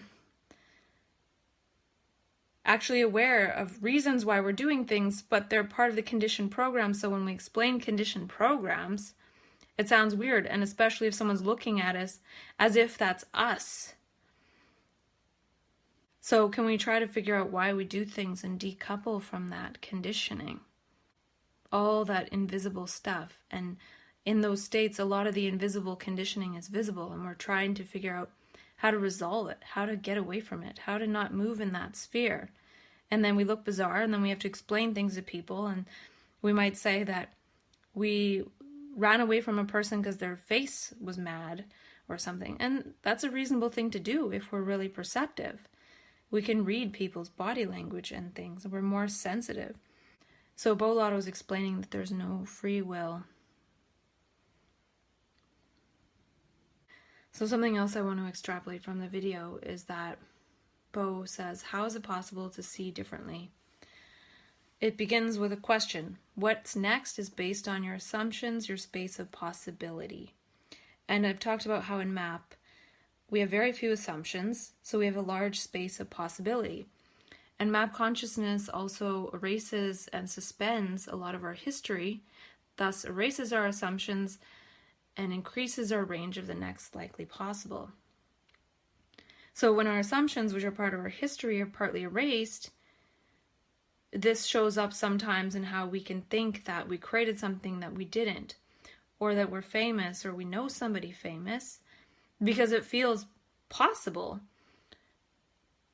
or that we're related to somebody that we're not. So this shows that the process of MAP consciousness is messing with our history. And since our whole world is designed around relating based on sharing our history and our stories, that as soon as our story gets messed up, it's difficult to relate to the world. But why is relating based on our stories the most fundamental thing? Why are we just all a bunch of walking storybooks? So messing with our history and our story and not feeling our story and not living in our story actually increases our next most likely possible. Because if we're walking around feeling like each time we meet someone we have to share our story and our history, we're just reinforcing that, and we're not as much moving in the space of possibility. So MAP consciousness messes with our default mode network, and by doing that it increases the salience network. When we're not sure about our story, we need to find new meaning. And Bo Lotto says that our assumptions are ingrained in our brain, while MAP consciousness de-ingrains our assumptions from our brain, or suspends them, much like a psychedelic would do. And our assumptions create our pattern of behavior. So I feel like if the universe comes in with this energy and de-ingrains our assumptions from our brain, so we have more meaning in life and we see other things as possible, It's in a way helping us to redesign our life, see what else is possible for our life. It's a blueprint visionary state that can inform the rest of our life. And it does take some integrating after. It's very disorienting, but it's not seen that way. It's seen as a mental illness and we need to take drugs forever. Map consciousness is a quantum drop in assumptions without having to think about and see the assumptions in a slow, stepwise process in order to question them. It drops the very questioner. There's no questioner. Everything is approached in the questioning state, in the state of wonder, not in the state of knowing, which is the self and its knowledge. So the quantum isn't a leap, but a drop in assumptions. It's a quantum drop. And this energetic movement of the universe makes the ego very unstable. It makes it ill in a way because its very foundation is wobbly. And Bolotto mentions that we only love uncertainty in the context of play. So map consciousness is a movement of play of the universe because we're in uncertainty in that state. And perhaps it's difficult for us to play that game of the universe indefinitely. And we fall back into playing the games of the ego. And he said it's a way of being defined by celebrating uncertainty. Maybe map consciousness is a way of being that is celebrating uncertainty. And he said play is intrinsically motivated. Maybe play with the universe can be intrinsically motivated. The reason is to play with the universe, not any of the human ego reasons that we've created for life. Map consciousness is the universe playing with us and us stepping into uncertainty.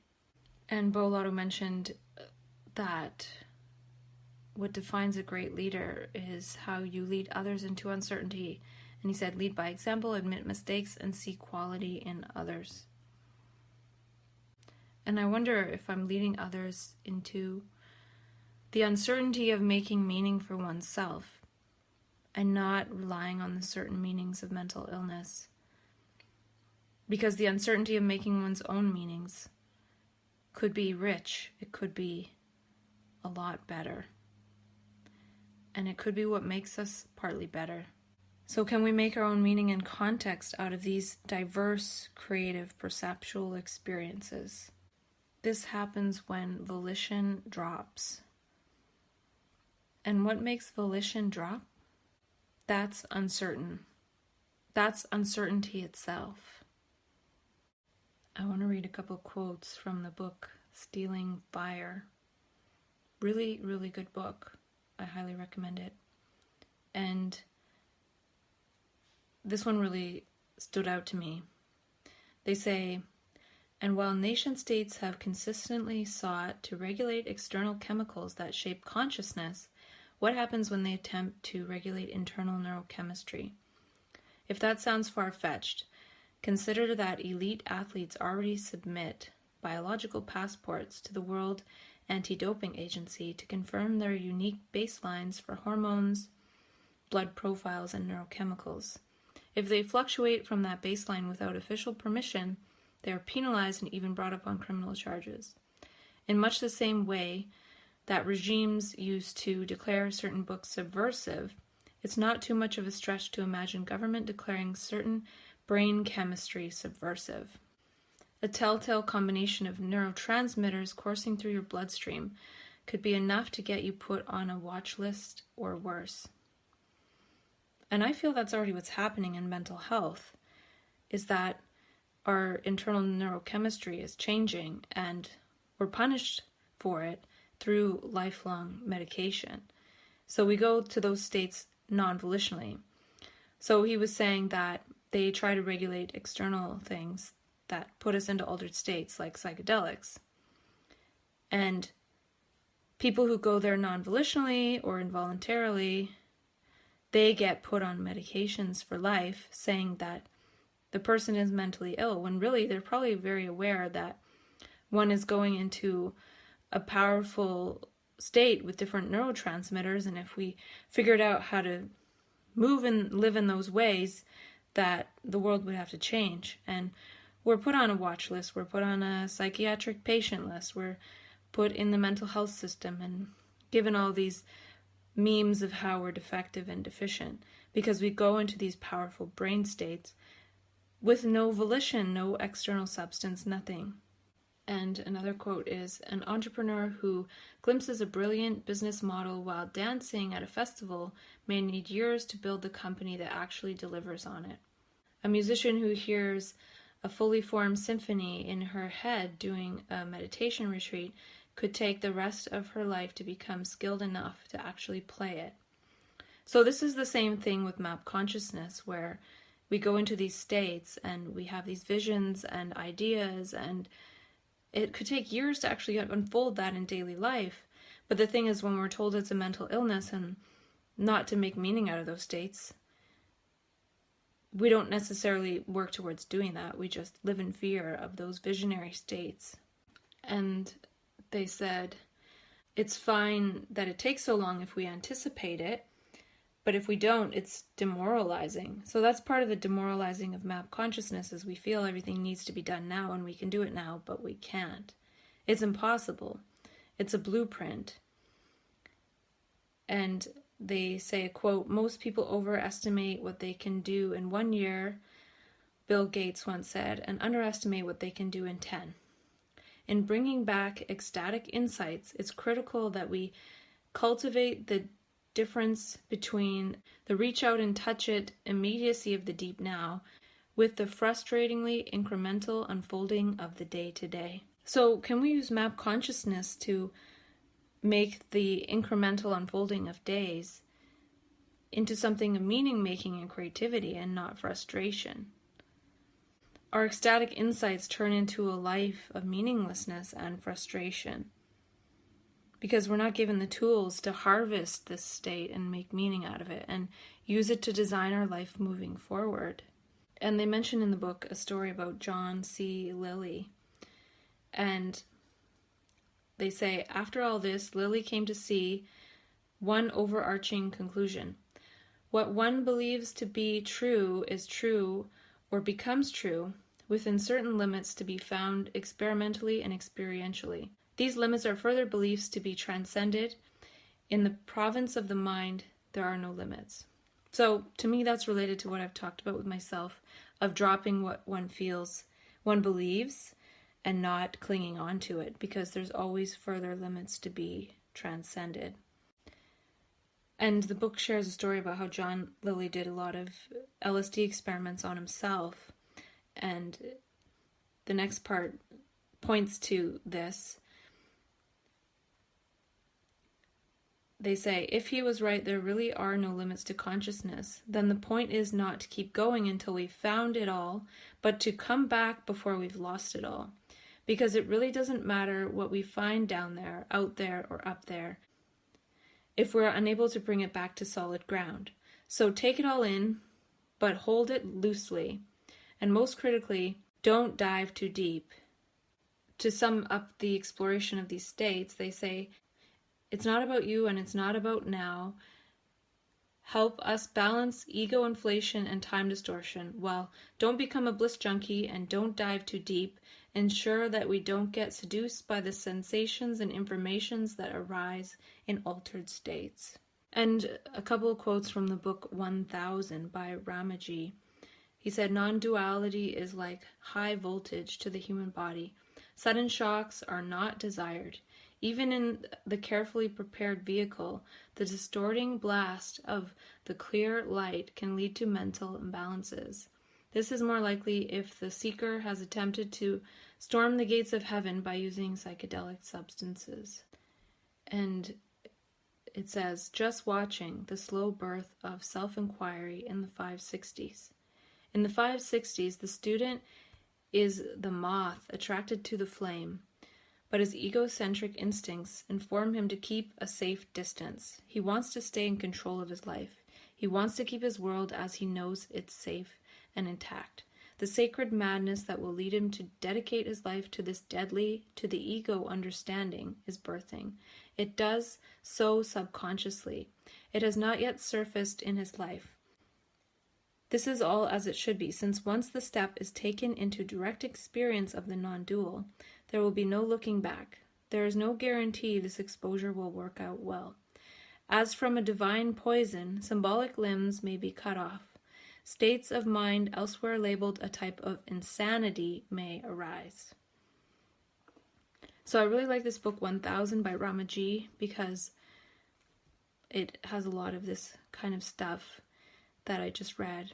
And I really like Stealing Fire, even though they don't attribute some of these states to what people touch on in things that are then interpreted as mental illness. And the other thing that they said in Stealing Fire about John Lilly is that he nearly killed himself accidentally by doing psychedelics and then going into a float tank. And eventually he had some kind of experience where these beings told him to stop all of this or that would be the end of him. And then he stopped and went on to live to the old age of 85 or something. So there is a time to stop all of this too. And in the case of going there non-volitionally, perhaps the universe will stop it when it's time for it to stop, as opposed to when one does psychedelics or something, one has to choose to stop taking the substances. Maybe this is a choice of the universe in terms of non-volitional states.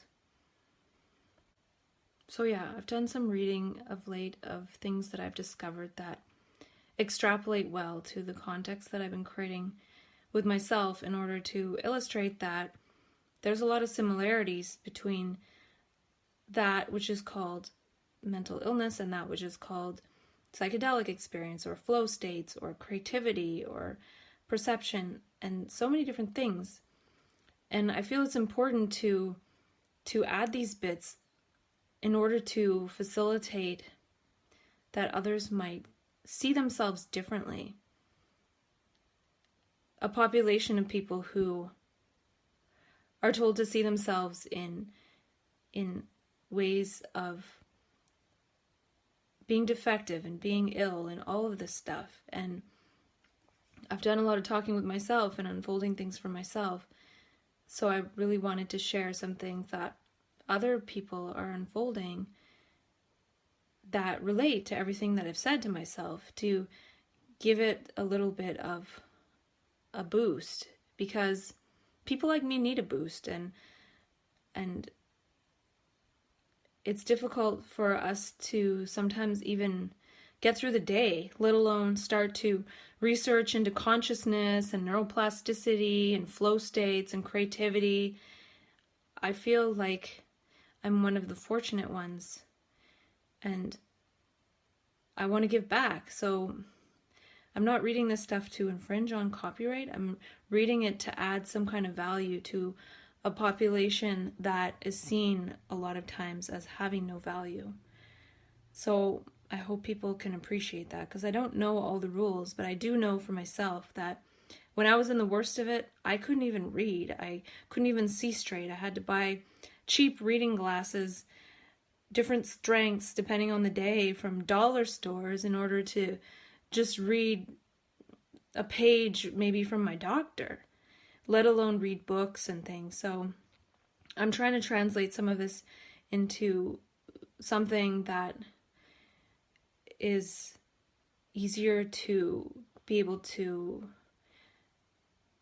take in, because books are challenging. Buying the book is challenging, or reading a whole book is challenging. So I've found these great tidbits and I want to add them in such that it might resonate with people, so they might see themselves differently and maybe go on a path of seeing themselves differently and creating context and meaning and what that might unfold as one's life. And that's what I've been doing for myself. So I hope that these other great creators that I've shared a little bit of their stuff can see that the community of people that have been labeled with mental illnesses need to hear some of this stuff. And maybe some can't afford the book, or some can't read the book because of the blurriness, because of the meds, because of the fatigue. So I'm reading little bits for people, and I've quoted most things to the best of my ability without being a scientist and everything. And yeah, I just want to inspire people to see themselves differently and make their own context and meaning, and look at some of the great stuff that people are doing out there in the world and see that the greatness of the brain and the neuroplasticity that others are talking about is also a part of us as people who have been labeled with mental illnesses, and realizing that, and maybe saying to a psychiatrist, why is there so much research out there on the power of neuroplasticity in so many areas, and where is the research when it comes to mental health? Why is this so challenging when the brain is so neuroplastic? I don't know. There's so many questions, there's no real answers. And yeah, I just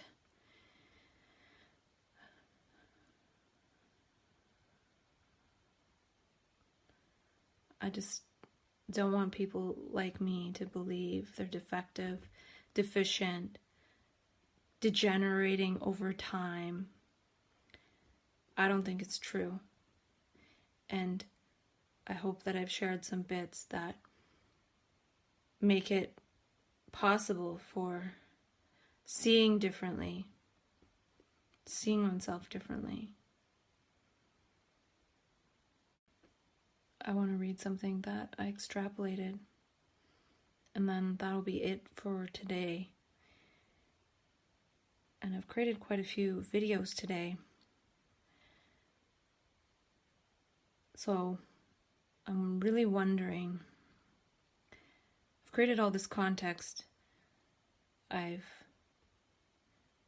transitioned out of taking psychopharmaceuticals. Now what? What does it all mean? What do I create?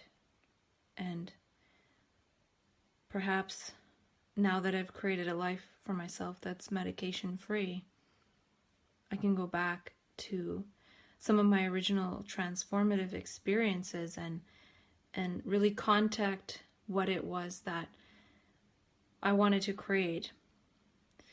And part of it was creating this context, but I'm not necessarily wanting to stand here and continue to create context. And then I felt compelled to share some things people were writing to point out that our brains are neuroplastic and creative, not defective and degenerating. So through talking to myself, I've proven to myself that it's possible to live without meds, and that it's complex and it's something else, not just personal mental illness. So I don't need to keep proving that to myself. So if I have proven that to myself, what kind of life does that unfold? I've spent the last year proving that, and I've lived the life of speaking that into existence. So now what? And as this 1 year winds down to September 11th, maybe I'll stop talking with myself in terms of context creation and just create, and maybe talk about what I'm creating, but try not to create any more context. Though it's difficult, because when I read what people write, I really feel like I want to extrapolate it. So maybe I will, maybe I won't. We'll see. A trans-conscious experience is transformative. It changes our life forever. Unfortunately, it changes many of us into chronic mental patients. We are penalized for seeing differently and thinking differently. Our new perceptions are called wrong and pathological. Being indoctrinated into the paradigm of mental illness prevents one from moving into a field of unfolding possible meanings and discovering for oneself the significance of this process. A single experience of trans-consciousness makes it hard to function in prior consciousness, but we can learn that part again too. It's ruthless and does not discriminate in wiping out old programming. This is necessary to see anew. to have insight and to think differently. As a transconscious person, I experience times and states and spaces where my ego scrambles. The virtual reality that the ego keeps me glued to falls away, and I feel like I'm directly in touch with something so alive it's beyond all description. It tries to communicate with me and through me, but my whole brain, nervous system, and being is maladapted to the ego. It could be that the internal pharmacy changes from that which produces the subjective experience of the separateness of the ego to one that produces a state of awe, wonder, and the mystery of being alive in a living world. In this state, all rules go out the window, and we start from a clean slate. We must discover the laws of gravity and life through direct experience. We feel the childlike wonder of discovery as we forget everything we've been told to remember to know. It's learning moment to moment and trying to stay steps ahead of the interference of past knowledge. Eventually we get captured again by the morphic field of being beings limited by our history. The whole history of humanity depends on us, and it's difficult not to be killed in its wake. Can we move into that world free of the weight and gravity of this collective history? Thought is being looped through us, and we mistake that as our being. Map consciousness is more than an internal awareness. We sense what our autonomic nervous system is telling us. The subtle world and the trauma world. There's the subtle world and there's the world of trauma. We feel ourselves as if we have a self, and the whole history of psychiatry is based on that there is an entity there, a me, that there is a person that is mentally ill. This is a waste of time. There is no self there, and wasting time on stigma campaigns reinforces that which the energy is trying to take offline. In its place is an operating system of a different order. The self is a mistake of our language. Is there a no-self language? Can we be neuromanians? In map consciousness, we see much of the meanings that we've been programmed and conditioned with as noise. The me is noise. No wonder it gets so noisy as we're re-entering the noisy world. It's so important to develop one's own lexicon of meaning, as otherwise we will use past interpretations such as, this means my mental illness is getting worse, and this leads to behavior of help seeking from the system. The more they get us to believe this, the more money they make. The whole paradigm is dependent on our belief in our deficiency and illness. We must have our manicon, our lexicon of meanings, experiences, and explanations that we've created for ourselves.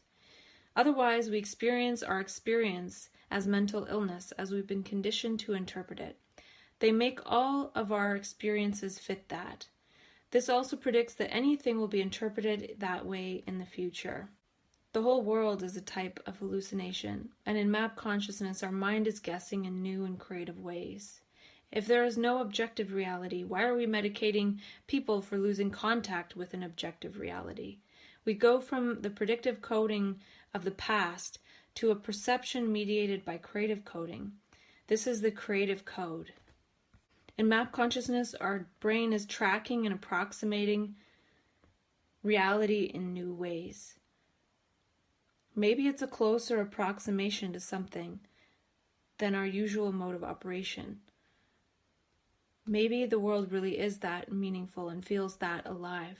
How would we know? Can we populate the world with new meaning? Not right and wrong. When we think in terms of right and wrong, we're bringing in the past knowledge to compare to. Map consciousness changes how we encounter the world. We encounter the world as us. MAP is changing the algorithm of the self model, modeling the self in new ways to lead to new perceptions and sensations being felt as self, an expanded self. This is necessary as humans expand and take over too much of the biosphere. More of us will feel the pain of animals as time goes on, for example. Map consciousness changes our predictions.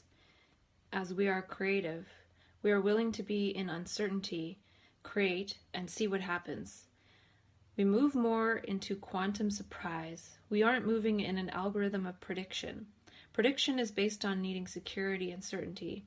Sometimes we see too much, and that isn't ideal either. We get to a space of too much creativity, and when that mixes with prediction, we predict so much that we can't even move. We can see each possibility as we turn our head to infinity. There is a transconscious lens. We can't see the self, yet we can still remodel it. The self is that by which we are able to see or be blind. The lens by itself does nothing. It's the muscles around the lens. The muscles are tensed and relaxed depending on how much light or information is coming in. They restrict the light depending on how bright it is. We even have eyelids to help us with this process. Psychiatry is like an eyelid. It would be like seeing too much light once and then assuming we have to keep our eyelids closed forever. Creating context and meaning strengthens these muscles to include a more dynamic range of perception. Then one day, we can add creative meaning to a perception or not. One can function and do the laundry without feeling it has some immense significance beyond getting the stains out of one's undies. Creating meaning and context gives us more access to more information and the strength to be able to process and make sense of it.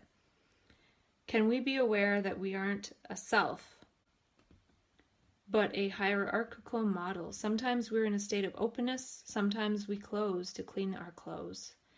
We have to be able to do both. Map consciousness shows us alternate ways of being in the world. It shows us to be with the moment, and it's not with the past missing the moment. We are punished by this belief in the self, the consistent entity that resists uncertainty. The universe has a new strategy, a new algorithm when we're in map consciousness. Was the self designed to allow a person to discover or learn something new for themselves and remember and communicate it to help others?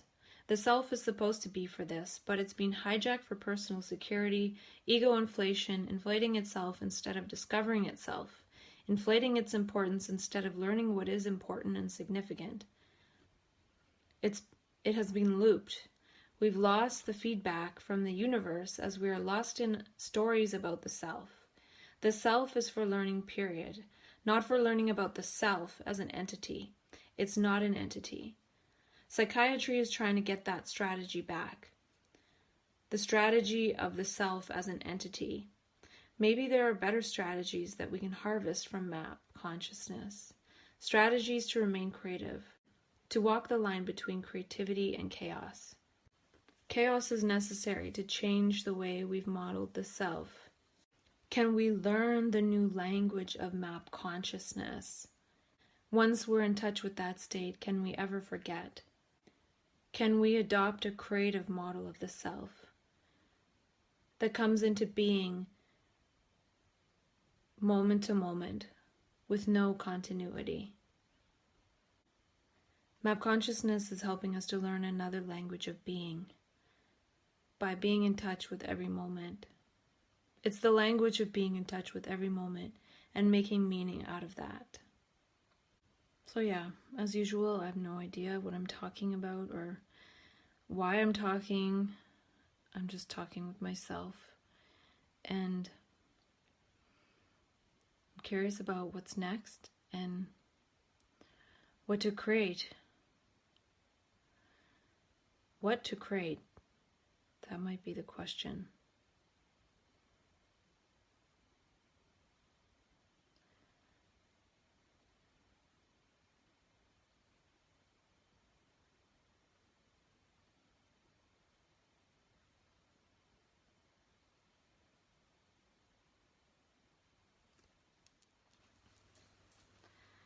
This little light of mine, I'm gonna let it shine. This little light of mine, I'm gonna let it shine.